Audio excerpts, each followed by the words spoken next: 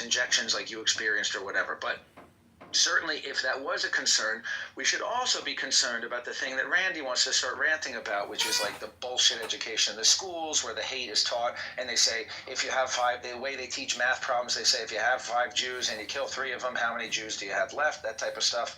And so if we're concerned about psychiatry, let me ask my question. So let me restate my point, which is if we're concerned about psychiatry affecting the kids of Gaza, we should also be concerned about other things in the educational and cultural systems that might be corrupting the kids.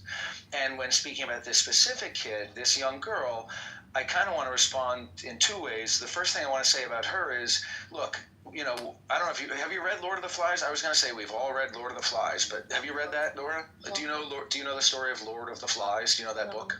No. Basically, some kids get shipwrecked on an island and they create a society with no adults, but they end up kind of hurting each other. Anyway, I don't want to ruin it, but they kind of rip each other to shreds.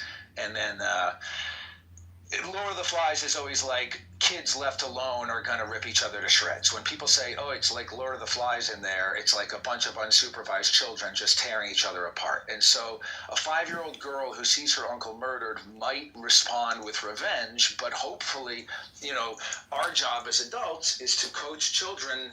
Yes, in situations of injustice, you might coach your children, hey, you got to grow up to be a resistance fighter like me to fight against the occupation.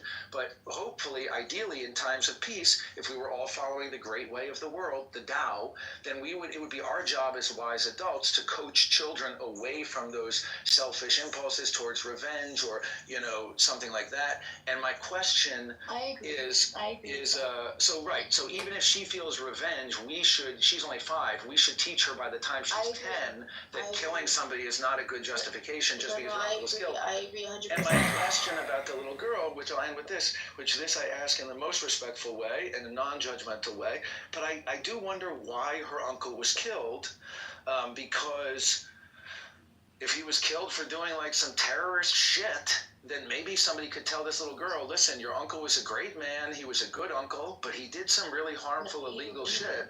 I don't know, but that's why I'm asking. So Zach. Hold on a second, Princess. Randy had his hand up. After Randy, go ahead. You got 1 minute, 30 seconds. Go ahead. Yeah, I'll be real quick, okay?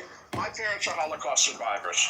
When I was 5, I said to my father, Dad, we have to do something to the German people. We have to get revenge. What they did to your family. Your mother was killed. Your brother was killed. I wanted revenge. And my father said, you're crazy. You're crazy. Don't do that. Don't think like that. Living well is the best revenge. And today, I don't walk around and say I hate Germans. Germans must die. I don't walk around because my parents gave me a proper foundation. These poor kids in Gaza, they're encouraged. Oh, you hate Jews? Fantastic. We have a whole program for you. You can become a leader here. Yeah, you hate Jews. That's great news. No, Nora, please stop attacking me. I'm trying to get my thoughts out. I'm not necessarily attacking you, but yes. I know. I'm making it a joke. I'm making fun of the way that she said I was going to attack her.